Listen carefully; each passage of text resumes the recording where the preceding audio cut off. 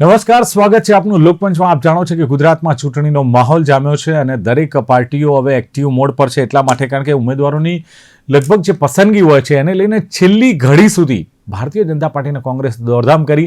અને સવાલ એ છે કે ઉમેદવાર જે ડિક્લેર કરવાના હતા એમાં બંને લેટ પડ્યા છે. આમ તો ફોર્મ ભરવાની જે તારીખ છે એ જેમ જેમ નજીક આવતી ગઈ એમ લોકોને એમ હતું કે યાદી વહેલી જાહેર થશે, લિસ્ટ જાહેર થશે. પણ કોંગ્રેસ અને ભાજપ બંનેમાં તમે જુઓ તો ભારેલા અગ્નિ જેવી સ્થિતિ જોવા મળી. અને ખાસ તો ભારતીય જનતા પાર્ટીમાં પણ આંતરિક ખેંચતાણ જોવા મળ્યું. કેટલાક નેતાઓ નારાજ થઈને કોંગ્રેસમાં જોડાયા એ પણ જોવા મળ્યું. ને એને લઈને પણ કદાચ આ યાદી લેટ જાહેર કરી હોય એવું બની શકે. અને કોંગ્રેસમાં તો દર વખતે આમ તો છેલ્લી ઘડીએ યાદી જાહેર કરવાની પરંપરા છે. પણ કોંગ્રેસમાં એક પ્લસ પોઈન્ટ એ હતો કે કોંગ્રેસે પોતાના ઉમેદવારોને ફોન કરીને જાહેરાત કરી દીધી. એટલે પ્રાઇવેટમાં કહી દીધું હતું કે ભાઈ તમે આના માટે દાવેદાર છો, તમે ઉમેદવાર છો, એટલે તમે તમારી તૈયારી કરી દો. એટલે સીધા મેન્ડેટ આપવાનો હોય. બાકીના ઉમેદવાર છે જાહેર થયા છે, સીધા મેન્ડેટ આપવાની વાત છે. અને મે બી કે જે દિગ્ગજ નેતાઓ છે અથવા જે વરિષ્ઠ નેતાઓ છે પોતાના માનીતા હોય એને ટિકિટ અપાવવા માટે જીદે ચડ્યા હોય અને એને લઈને પણ આ યાદી લેટ જાહેર થઈ હોય. પણ ભારતીય જનતા પાર્ટીમાં પેજ પ્રમુખથી લઈને પ્રદેશ સુધીનું આખું એક માળખું છે. પણ એમાં પણ ખેંચતાણ ક્યાંક હોય. હવે એને લઈને કેટલાકના પત્તા કપાયા છે, કેટલાકને અચાનક લોટરી પણ લાગી છે, એવું પણ છે. અને કોંગ્રેસમાં જૂના જોગીઓ અને નવા ચહેરાઓ આની વચ્ચે જે ક્યાંક ટિકિટ માટેની હોડ હતી, ટસલ હતી, એ પણ જોવા મળી. એટલે આંતરિક ખેંચતાણને કારણે આમ તો બંને પક્ષોએ વહેલી યાદી જાહેર કરવાની હતી. પણ આંતરિક ખેંચતાણને કારણે બંને પાર્ટીઓને ડર હતો ક્યાંક અસંતોષ થાય, ક્યાંક બળવો થાય તો શું. એટલે ટિકિટનો જંગ પણ યાદીમાં કેમ છે ભંગ, આ મુદ્દે લોકમંચમાં ચર્ચા કરવી છે. મોટાભાગના ઉમેદવારોના નામ જાહેર થયા, હજુ પણ કેટલાક ઉમેદવારોના નામ જાહેર કરવાના બાકી છે બંને પાર્ટીમાં. પણ એ રણનીતિ કહીએ આપણે. અને આની જ ચર્ચા કરવા માટે મારી સાથે જોડાયા છે ગુજરાત પ્રદેશ કોંગ્રેસના વાઇસ પ્રેસિડેન્ટ અશોક પંજાબી છે. અશોકજી, સ્વાગત છે આપનું લોકમંચમાં. Thank you. સાથે જાણીતા રાજકીય વિશ્લેષક પ્રશાંત ગઢવી મારી સાથે છે. પ્રશાંતજી, આપનું પણ સ્વાગત છે. Good evening. યસ પ્રશાંતભાઈ, શરૂઆત આપનાથી કર્યું કારણ કે દરેક પાર્ટીને હું હવે જો ભારતીય જનતા પાર્ટી કે ના પણ પ્રવક્તા જોડાવાના છે એમને સવાલ કરું કે કોંગ્રેસ ના કરું એટલે પોતાની બચાવની મુદ્રામાં આવે. એકચ્યુઅલ જે કોંગ્રેસ અને ભાજપમાં જે છેલ્લા ઘડી સુધી છે યાદી લટકી પડીને આખરે લેટ યાદી જાહેર કરી. હજુ પણ કેટલાકના નામ બાકી છે જાહેર થવાના, મોટાભાગના નામ જાહેર થઈ ગયા છે. પણ શું લાગે છે આની પાછળની કોઈ રણનીતિ છે કે ખરેખર રાજકીય પાર્ટીઓમાં સંતોષ કે પછી જૂથબંધી થાય કે બળવો થાય એને લઈને આ બધું સ્ટ્રેટેજી છે? શું છે આ? લગભગ આની પહેલા કોરોના હતો ચૂંટણી વખતે, અને એની પહેલા પાટીદાર આંદોલન હતું. એટલે એક દશકમાં ઘણા બધા કાર્યકરો શેપ લઈ ચૂક્યા છે. અને આ 10 વર્ષમાં એમણે જાહો જલાલી, કારણ કે મોદી સાહેબ પ્રધાનમંત્રી પણ 2015 પહેલા તાજા બન્યા હતા, એટલે ખૂબ મોટી જાહો જલાલી જોઈ. એટલે ભાજપ અને કોંગ્રેસે બી પછી 2022માં હમણાં ગઈ સાલ રાહુલ ગાંધી આવીને કહી ગયા રેસના ઘોડા, લગનના ઘોડા, લંગડા ઘોડા. એટલે બધાને કીધું કે હવે આપણે જ સાચા ઘોડા છીએ. અને આ બંનેની વચ્ચે એક આમ આદમી પાર્ટી કે આ બેવમાં જેને મેળ ના પડતો હોય, આપણા દરવાજા ખુલ્લા છે અને અમારે તો તમારા જેવાની જરૂર જ છે, એટલે ઉમેદવારની જરૂર છે. આ ત્રણેય વચ્ચે ટસલ ને કસમેકસ ખૂબ ચાલી. રાજકીય પાર્ટીની મજબૂરી એ હોય છે કે કેટલાકને સાચવે. અમદાવાદની આપણે વાત કરીએ તો 192 જ કોર્પોરેટરો છે, જેમાં અનામત પણ આવી જતું હોય છે. બધું ભેગું કરો તો કેટલાકને સાચવી શકે. એટલે ક્યાંક ને ક્યાંક નારાજગીના સૂર, 10-15 વર્ષથી મહેનત કરતા હોય એ લોકોને તક ના મળે, તક આપી ના શકે કોઈ કારણસર, એની પાછળ બધા ઘણા સમીકરણ કામ કરતા હોય. એટલે રાજકીય પાર્ટીની અંદર ખાને એક જ બીક હોય કે છેલ્લી ઘડીએ ને એવી ઘડીએ તૈયાર કરીને લિસ્ટ આપવાનું કે જે નારાજ ઉમેદવારો હોય એ બીજી કોઈ જગ્યાએ છટકી ના શકે. નહીતર આમાં શું હોય, જેની કોંગ્રેસમાં ટિકિટ તૈયાર હોય એ કપાઈ જાય તો કે જો ભાજપ આપે કે આમ આદમી પાર્ટી આપે તો આપણે વંડી ઠેકવી છે. ભાજપમાંથી જે હોય એને પણ તૈયારી કરી રાખી હોય કે આ વખતે બહુ થયું, 3 વખતથી પાર્ટી બોલાઈને કાપે છે મારા બેટા ટિકિટ. એટલે આપવાની હોય ત્યારે કોઈ બોલાવતા નથી, કાપવાની હોય ત્યારે બહુ બધા બોલાવી લે છે અને સાચવી લે છે, હાથ ફેરવે છે. એટલે જી જી આપની વાત મૂકો પ્રશાંતભાઈ. આપતી વખતે બોલાય કરે છે અને પછી માથે હાથ ફેરવીને એમ કે છે કે ભાઈ શૈલેષભાઈ તમે આ વખતે સમીકરણમાં ફિટ થતા નથી, ક્યાંક જ્ઞાતિગત, ક્યાંક બીજા ફલાણા ભાઈનું ક્યાંક સંઘનું બધું દબાણ ભેગું થયું છે, તમે તો ઘરના છો, તમને કહેવાય આ વખતે જાળવી જાઓ, હજી આગળ બહુ બધું આવે છે, તમને ક્યાંક ને ક્યાંક સાચવી લઈશું, પણ આ વખતે પ્લીઝ થોડા મહેનત કરીને લાગી જાઓ. અને બિચારો અશોકભાઈ તમારો જ છે શૈલેષભાઈ, એટલે જરા એને મહેનત કરાવો, એના માટે થોડી મહેનત કરી અને એમને તમે તૈયાર કરો. તમે તો તૈયાર કરો એવા માણસો છો શૈલેષભાઈ, એટલે અશોકભાઈને જરા પાછળ લાગી જાઓ ને અને એમના માટે મહેનત કરીએ આપણે બધા. અને આગળ પછી હું કહી દઈશ તો એવું કઈ હશે તો આમ કરીને સમજાયા છે. એટલે શૈલેષભાઈ રાતોરાત છટકી ના જાય અને ફોર્મ ભર્યું ના હોય એટલે બીજે ક્યાંય ભરી ના દે. નહીં, એટલે પ્રશાંતભાઈ માની લો કોંગ્રેસમાં તો એક પરંપરા છે કે છેલ્લે યાદી જાહેર કરતા હોય છે ને એમને થોડો ડર પણ હોય કે ભાઈ અસંતોષ થાય કે બળવો થાય તો કેવી રીતે ઠારવો, અથવા ભારતીય જનતા પાર્ટીમાં ભળી જાય. પણ ભારતીય જનતા પાર્ટી શિસ્તબદ્ધ ને કેડરબેઝ પાર્ટી હોવા છતાં પણ જો આ છેલ્લી ઘડીએ નામ યાદી જાહેર કરે તો એની પાછળની સ્ટ્રેટેજી શું? એનું કારણ એ છે કે છેલ્લા 5 વર્ષમાં ભારતીય જનતા પાર્ટીમાં થયેલો ભરતી મેળો એના જન્મ પછી પહેલી વાર થયો છે. 1980માં ભારતીય જનતા પાર્ટીનો ઉદય થયો છે, ઉદ્ભવ થયો છે. ત્યાર પછી એમણે ભરતી મેળો આટલી મોટી કક્ષાએ નથી જે છેલ્લા 5 વર્ષમાં. એટલે કોંગ્રેસમાંથી આવેલા, આમ આદમી પાર્ટીમાંથી. હવે તમે વિચાર કરો, રાજુ ખરપડા મૂળી 2 ની સીટ ઉપર જિલ્લા પંચાયતની ચૂંટણી લડશે. હવે 24 કલાક થયા, આ રાજુભાઈ મારી જોડે ઓછામાં ઓછી 100 ડિબેટમાં આવ્યા છે અને ભાજપને ધરાઈને ગાળો દીધી છે, ધરાઈને. એમ એ ખાતા હતા, પછી પહેલા ડિબેટ કરતા હતા, એટલે ખૂબ ખૂબ ગાળો દેતા અને પછી ખાતા હાજે. એટલે ભારતીય જનતા પાર્ટી એમને ખૂબ સન્માનપૂર્વક ટિકિટ આપી દીધી છે. એટલે આ જે 24 કલાક પહેલા આવેલા માણસોને જો ટિકિટ મળી જાય, કુંવરજીભાઈ 9 વાગે જોડાય અને 4 વાગે મંત્રી બની જાય, અર્જુનભાઈ કુંવરજી બાવળિયા, આવા લોકોએ એમ કહેવાય કે એમના જીવનમાં જેટલું પેટમાં અન્ન નથી ગયું એટલી મોઢામાંથી ગાળો દીધી છે ભારતીય જનતા પાર્ટીને. અને તેમ છતાં અમારા શૈલેષભાઈ એમના નામના વરઘોડા કાઢે કે અમારા મંત્રી અર્જુનભાઈને જીતાડી આપજો, અમારા કાર્યકર ફલાણાને જીતાડી આપજો. એટલે પછી શૈલેષભાઈને એમ તો થાય ને કે આ શું પાર્ટી પેટ્રોલના પૈસા નીકળતા નથી અને અમને ટિકિટ ન આપો અને રાજુભાઈને અને અર્જુનભાઈને મંત્રી પદું. એટલે નારાજગીનો સૂર બહાર આવવાનો છે અને ઓવરક્રાઉડેડ છે, ઓવરક્રાઉડેડ. ઓકે, શૈલેષભાઈ મારો અવાજ આવે છે? શૈલેષભાઈ, હા શૈલેષભાઈ, જે પ્રમાણે આપણે આ જે યાદી બહાર પાડવાની વાત હતી, કોંગ્રેસમાં તો સમજ્યા કે ચલો કોંગ્રેસ કદાચ લેટ યાદી બહાર પાડે, પણ તમારી શિસ્તબદ્ધ ને કેડરબેઝ પાર્ટી જ્યારે લેટ યાદી બહાર પાડે ત્યારે સવાલો થાય છે કે કેમ એમ હેલો કેમ એમ લેટ યાદી બહાર પાડવા પાછળનું કારણ શું? શિસ્તબદ્ધ ને કેડરબેઝ પાર્ટી કહો છો છતાં લાસ્ટ સમયે તમે આ યાદી બહાર પાડો છો. જો ભારતીય જનતા પાર્ટી એક કેડરબેઝ પાર્ટી છે, ચિંતન મનન અને બેઠક અને ચર્ચા કરતી પાર્ટી છે. એટલે એવું ક્યારેય હોઈ જ ન શકે કે અમે કોઈ લેટ હોઈએ. અમારી ગમે ત્યારે તમે જોવો, જ્યારે પણ ચૂંટણી આવી છે ત્યારે અમે જે પ્રકારે ટિકિટ આપી છે અથવા તો જવાબદારી આપી છે એમાં ક્યાંય મોડું થયું જ નથી. અને જે પ્રકારે એક પણ ટિકિટ અમે નહોતી આપી એમ. એટલે માનો કે કોઈ ટિકિટ આપી દીધી હોય ને કોઈને વાર લાગી હોય ને કોઈની ચર્ચા, એવું છે જ નહીં. પણ અમારા કાર્યકર્તાઓ, જેટલા કાર્યકર્તાઓ છે એ તમામ ચૂંટણી માટે તૈયાર જ હોય છે ને. અમારે કઈ સ્ટ્રેટેજી શું છે શૈલેષભાઈ, એ જાણવું છે કે છેલ્લે યાદી લિસ્ટ બહાર પાડવાની સ્ટ્રેટેજી શું છે તમારી? સ્ટ્રેટેજી ક્યાં છે જ એવી કોઈ સ્ટ્રેટેજી છે નહીં. ભારતીય જનતા પાર્ટીનો કાર્યકર્તા તૈયાર છે.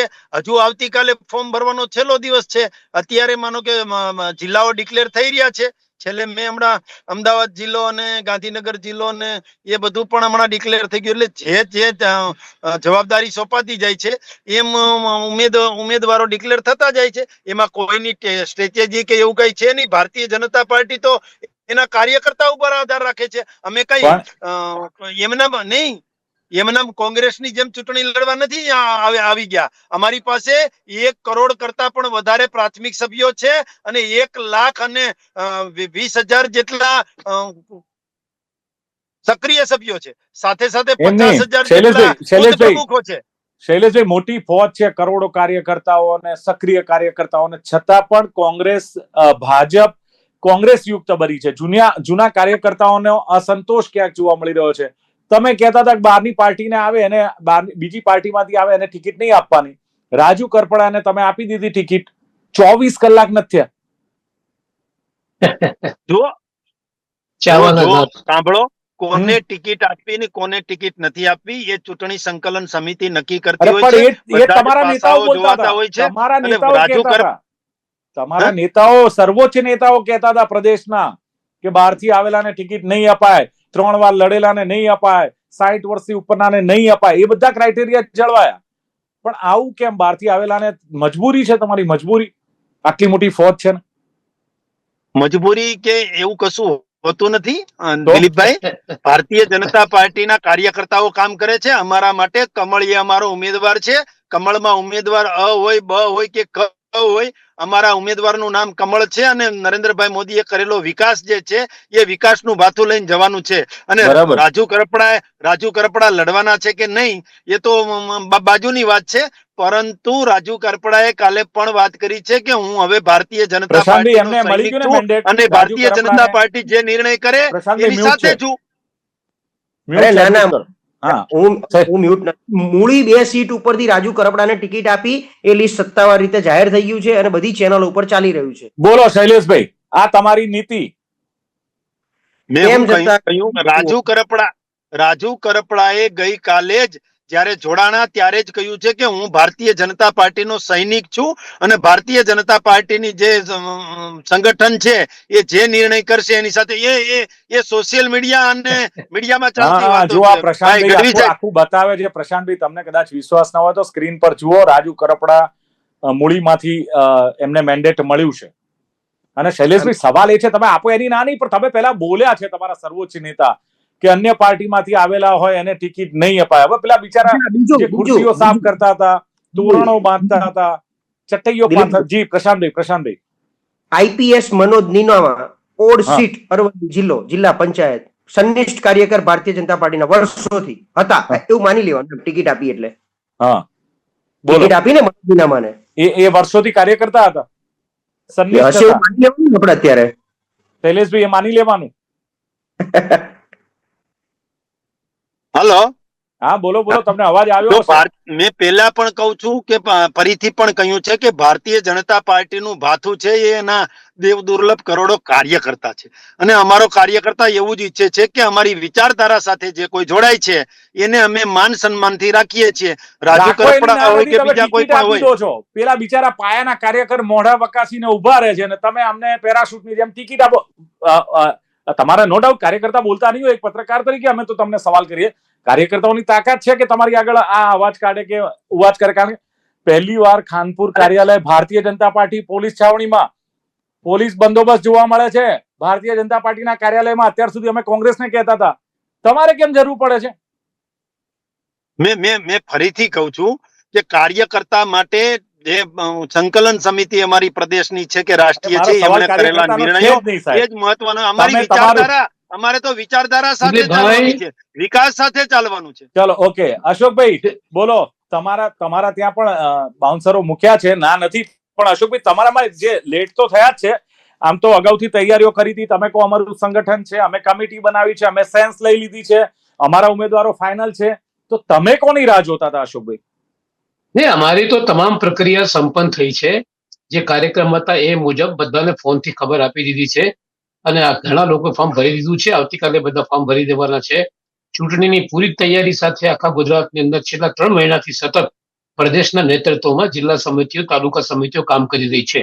હવે સવાલ આ છે, જ્યારે તમે ચર્ચા કરતા હતા કે ભાઈ આ ભારતીય જનતા પાર્ટી અંદર જે પરિસ્થિતિ છે, અમે કોઈ દિવસ દાવો નથી કર્યો કે અમે પાર્ટી વિથ ધ ડિફરન્સીસ, ચાર ચરણ ચરિત્ર અમારું જુદો છે ને અમે મહાન છીએ ને. હવે તમે આટલું તો વિચારો કે રંગા બિલ્લા કહેનાર વ્યક્તિ આજે મંત્રી હોય. આજે તમે જોઈ શકો છો કે નરેન્દ્રભાઈ સાહેબને અને અમિત સાહેબને રંગા બિલ્લા કહેનારા લોકો ગુજરાત સરકારની અંદર મંત્રી બેઠા હોય અને પેટ ભરીને ગાળો આપનાર શર્મા, આપણા આસામના મુખ્યમંત્રી, એ કોંગ્રેસના જયારે આગેવાન હતા ત્યારે શું નથી કીધું એમને ભાજપ માટે. આજે એમના મુખ્યમંત્રી બનીને બેઠા છે.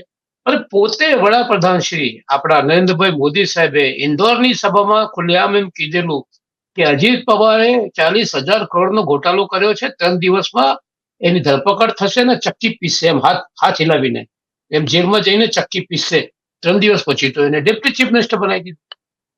તો શું છે આ? એ રાજનીતિ ભારતીય છે. જનતા પાર્ટી શું છે એ નહીં, રાજનીતિ રાજનીતિ છે, આવું નથી. અશોકભાઈ. ભારતીય તો કોઈ જ પાર્ટી એવું નથી કહેતી કે અમે શુદ્ધ ચરિત્ર છીએ ને અમે આવું નથી કરતા ને આવું નથી કરતા, પણ આ કર્યા છતાં પણ ઉલટું સુધું બધો ધંધો ભારતીય જનતા પાર્ટી તરફથી થઈ રહ્યો છે.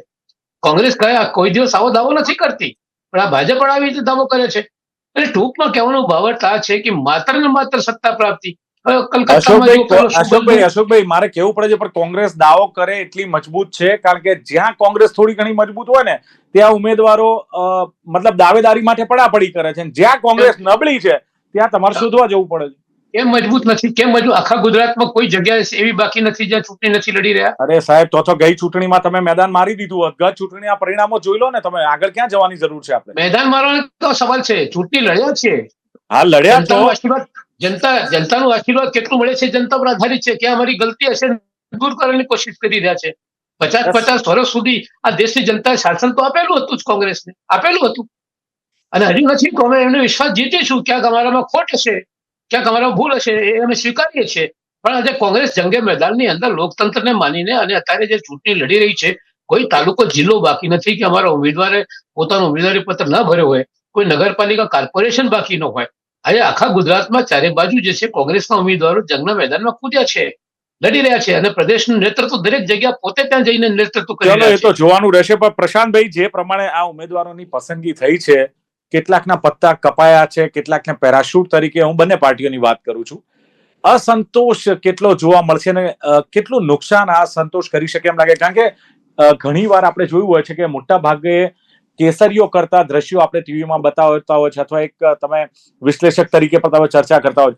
આ વખતે ક્યાંક એવા દ્રશ્યો જોવા મળ્યા છે, નારાજ લોકો કોંગ્રેસ, ભારતીય જનતા પાર્ટીમાંથી કોંગ્રેસમાં જોડાયા, આમ આદમી પાર્ટીમાંથી જોડાયા કે અન્ય પાર્ટીમાંથી જોડાયા તો નવાઈ નહીં, ભારતીય જનતા પાર્ટીમાંથી કોંગ્રેસમાં જોડાયા હોય. શું લાગે છે, નવા કોઈ સમીકરણો?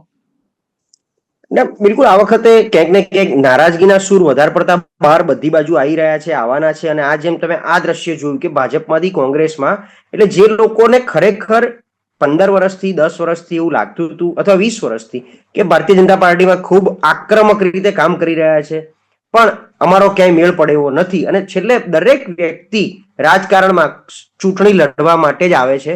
એને કાં કોર્પોરેશન લડવું હોય, કાં ધારાસભા લડવી હોય, કાં સંસદ લડવી હોય, એની અને કાં જિલ્લા પંચાયત, તાલુકા પંચાયત, એની દોડ હોય છે. બાકી અહીંયા કોઈ સંગઠનમાં કામ કરીને આખી જિંદગી પડ્યા રહેવા માટે માંગતું હોતું નથી. એટલે એ દ્રષ્ટિએ તમે જોવા જાઓ તો બધાનો મેળ પડે નહીં. અને આ નારાજગી વચ્ચે તકલીફ કેટલી પડે, હવે મૂળ વાત એવી છે કે તકલીફ જનતા નક્કી કરે છે કે જનતાને કેટલી તકલીફ પડે છે, અને એમને કેવો પ્રતિનિધિ જોઈએ છે, કે પછી માત્ર હવાઈ કિલ્લાની વાતો અને અત્યાર સુધી જેમ કરતા આવ્યા છે એ પ્રમાણે જેમને ચાલવાનું છે, એ જ પ્રમાણે મોદીજી અને કમળના બટન ઉપર, એટલે નિશાન ઉપર બટન દબાવવાનું છે, કે એમનો સ્થાનિક પ્રતિનિધિ જે અત્યારે જાહેર થઈ રહ્યા છે એમાંથી કેટલાને ઓળખે છે? આજે હું તો એમ કહું, જેટલા વોર્ડની જાહેર થઈ રહી છે એ જનતાનો આપણે સર્વે કરો 100 જણનો રોડ ઉપર, કે તમારા વિસ્તારમાં 4 જણને જાહેર કર્યા છે, એમાંથી તમે કેટલાને ઓળખો છો? એ 4માંથી એક વ્યક્તિ છેલ્લા 1 વર્ષમાં તમારી સોસાયટીમાં ક્યારે આવ્યા હતા અને શું વાત કરી હતી? આ જરા જો આપણે પૂછો તો મને લાગે છે જવાબ ઓટોમેટિક મળી જાય. એટલે અત્યારે જે દોડ માત્ર કાર્યકરોની દોડ છે, ટિકિટ મેળવવાની દોડ છે, એમાં આ બધામાં જનતા ક્યાંય વચ્ચે નથી આવતી, જનતાના પ્રશ્નો ક્યાંય નથી આવતા. જેની ચૂંટણી છે, નળ, ગટર, રસ્તા, નગર, એ નગરની પાયાની સુવિધા ક્યાંય પિક્ચરમાં નથી આવતી. અત્યારે તો માત્ર ચૂંટણી લડવી છે, જીતવું છે, સત્તા સ્થાને બેસવું છે, ક્યાંક સારી કમિટીમાં ગોઠવાઈ જવું છે, અને પછી જે ભાગલા પડે એમાં મારી ભાગ બટાઈમાં મારો જે 8મો ભાગ, 4થો ભાગ, 10મો ભાગ હોય એ મારા સુધી પહોંચી જાય, અને 5 વર્ષમાં પાર્ટી આપવામાં આવતી મારી આર્થિક જવાબદારી હું પાર્ટીમાં પૂર્ણ કરી આપું, અને ફરી પાછો આવતી વખતે સારી બીજી ટર્મમાં ટિકિટ માંગુ, અને એમાં પાછી પદવી માંગુ. ગઈ વખતે કશું નહોતું, આ વખતે કમિટીમાં ચેરમેન, મેયર, સ્ટેન્ડિંગ ચેરમેન અમને બનાવજો. બિલકુલ. શૈલેષભાઈ, આયાતી ઉમેદવારોને તમે ટિકિટ આપો એટલે એનો મતલબ જે પ્રશાંતભાઈએ કહ્યું એમ કે તમારો સનિષ્ઠ કાર્યકર્તા છે કે નહીં, ભારતીય જનતા પાર્ટીની વિચારધારા ધરાવે છે કે નહીં, એ બધું જ સમાધાન ને, એ બધું જ ફોક જાય. પછી શું થાય કે વિકાસના મુદ્દા ન હોય એટલે શું થાય, તમારે પછી પાકિસ્તાનને એન્ટ્રી કરાવવી પડે. ઓલરેડી થઈ ગઈ છે, ભૂષણભાઈએ કરાવી દીધી છે પાકિસ્તાનને એન્ટ્રી. એટલે જે સ્થાનિક જે આયાતી ઉમેદવારોને ટિકિટ આપો ને એટલે પછી શું થાય કે ખાસ જે રિયલ કાર્યકર્તાઓ છે, જે પાયાના કાર્યકર્તાઓ છે, એમને ક્યાંક નારાજગી અથવા એમનો ક્યાંક સૂર ઉઠતો હોય છે, જો ઉઠવા દો તો. જો અમારી પાર્ટીમાં માનો કે કોઈ પણ પ્રકારની કોઈને ટિકિટ મળે, 10 જણ માગણીદાર હોય એમાંથી એકને ટિકિટ મળે તો 10 જણ કઈ નારાજ થતા હોય થોડું ઘણું, પણ એની નારાજગી લાંબો સમય સુધી ના હોય કે કોંગ્રેસમાં જે રીતે ટિકિટ જાહેર થાય અને રાજીવ ગાંધી ભવનમાં બધા પાટવે આવે ને કાટલા પકડે, એ પ્રકારની પરિસ્થિતિ અમારી પાર્ટીમાં ક્યાંય છે નહીં. પણ કહેવાનો મતલબ એટલો જ છે પોલીસ બંદોબસ્ત કે કેમ? કોને ક્યાં કાનપુરમાં લડાવવા, પોલીસ કોને કઈ બંદોબસ્ત કેમ છે? જવાબદારી આપી, કોને સંગઠનની જવાબદારી આપી, કોને કાનપુરમાં પોલીસ બંદોબસ્ત કેમ શાસનની છે? જવાબદારી આપી, એ પાર્ટી નક્કી કરતી હોય છે. અશોકભાઈ આખરે સવાલ કરે જેને છે, જે મેં તો જવાબદારી ઘણા નહીં આપતા હોય છે શૈલેષભાઈ. એ પાર્ટી હું સવાલ નક્કી કરું છું, કરતી હોય છે અને એ ખાનપુરમાં પ્રકારે અમે પોલીસ બંદોબસ્ત કેમ જવાબદારી ગોઠવ્યો સાથે છે? કામ કરતા હોઈએ. શૈલેષભાઈ, ખાનપુરમાં પોલીસ બંદોબસ્ત કેમ છે ભાજપ કાર્યાલય પર? ઢાઈ જો વાતો એ કરો તો છો એનો જવાબ પહેલેથી આપો. સુરક્ષા છે. સુરક્ષા માનો કે ખાનપુર કઈ કોની જગ્યાએ છે સામેની આપણે સૌ સુરક્ષા? જાણીએ છીએ, એટલે ખાનપુરની સુરક્ષા કોની સુરક્ષા સામે? મહત્વની છે. કોંગ્રેસના સુરક્ષા કોની લોકો સામે તોફાન છે? ના કરી જાય એની. ના ના ના, અશોકભાઈ, એ કઈ ટિકિટ માટે કે કોઈ ચૂંટણી આવી છે એટલે સુરક્ષા છે એવી વાત નથી, પરંતુ તો? ખાનપુર જે ના, જગ્યાએ ના, છે અત્યારે પોલીસ ત્યાં બંદોબસ્ત ત્યાં છે. સુરક્ષાની જરૂર હોય એવું લાગ્યું હોય પોલીસ તંત્રને, એટલા માટે સુરક્ષા હોય. એ સુરક્ષાને ને ચૂંટણીને શૈલેષભાઈ, કશું અત્યારે કેમ લાગતું વળગતું લાગ્યું? નથી.